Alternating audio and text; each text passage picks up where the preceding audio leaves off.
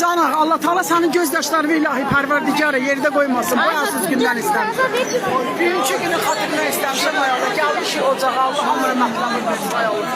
Biz de onların içində ya Rabbi sana yapıyorum.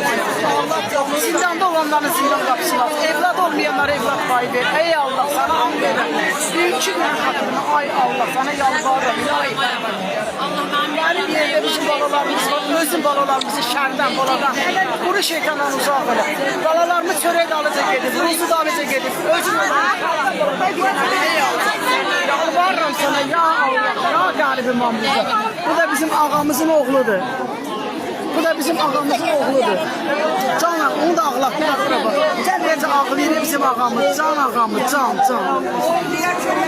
Can bizim ağamız, can. Allah ordumuza kömək olsun, polislərimizə kömək olsun. Sərhəddə olan balalarımızı Allah korusun. Ey Allah, ey Resulallah. İndi ağadan bir matxulalara mən sizi saxlayaram özümdə.